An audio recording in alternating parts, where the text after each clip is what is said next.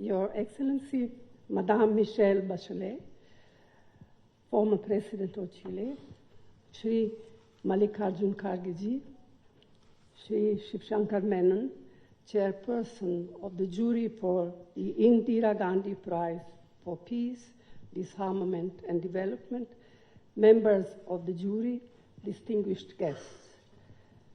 The Indira Gandhi Prize for Peace, Disarmament and Development was instituted in 1985 in the memory of one of the most extraordinary woman leaders of our time.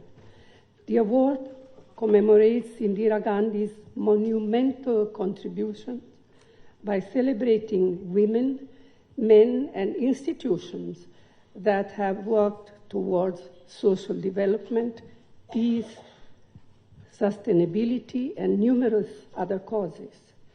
It reminds us that even in times of strife, there are those who fight for progress, justice, and the well-being of humankind. As India's first and only woman Prime Minister of India, Indira Gandhi reshaped our country with her policies dedicated to ameliorating poverty, deprivation, conflict, and inequality. She once said, and I quote, "Peace we want because there is another war to fight against poverty, disease, and ignorance."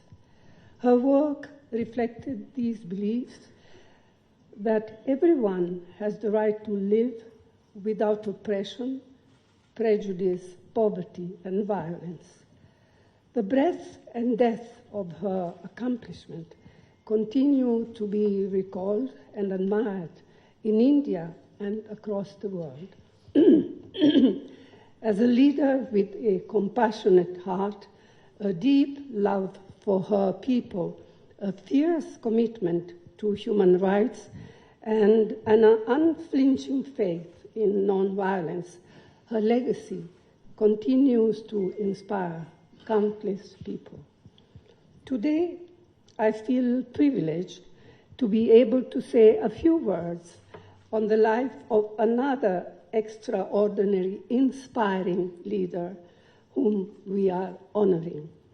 Former President Michelle Bachelet has seen at first hand loss, oppression, torture, and exile in her early years.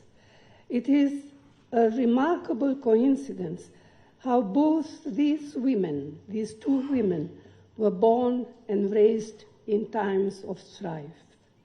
Their country, their people, their family, and they themselves were victims of subjugation. Madame Bachelet found her way back to Chile, facing setbacks while also witnessing her country's transformation into a democracy. As a trained medical professional, she worked with the Ministry of Health, later serving as the health minister in 2000. She continued to break barriers, becoming Chile and Latin America's first female defense minister, and made history when she was elected president of her country on 2 separate occasions. As Shri Menon has just said, Madame Bachelet's influence extended far beyond the borders of Chile and Latin America, when she was appointed as the first director of UN Women Agency in 2010, and later as United Nations High Commissioner for Human Rights. Her work has been rooted in efforts to ensure the rights of all, but particularly of women. She believes that gender equality is imperative to resolving all that afflict our world. She has said, and I quote, "We simply can no longer afford to deny the full potential of 1/2 of our population. The world needs to tap into the talent and wisdom of women, whether the issue of food security, economic recovery, health, or peace and security, the participation of women is needed now more than ever, unquote.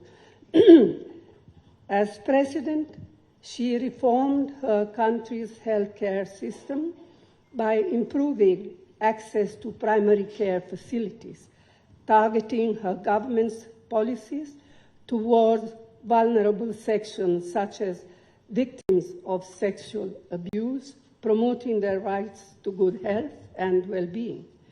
She was also responsible for improving the conditions and treatment of women in the military and the police force. Her far-reaching tax reforms resulted in more inclusive pension schemes and social protection programs for women and children, and the adoption of quotas to increase women's political participation. Legislations introduced by her government have done much to promote equality, rights, and freedom to all. So it is indeed an honor for the Indira Gandhi Memorial Trust to confer the Indira Gandhi Prize for Peace, Disarmament and Development 2024 on President Michelle Bachelet, who epitomizes the very essence of Indira Gandhi's life and work.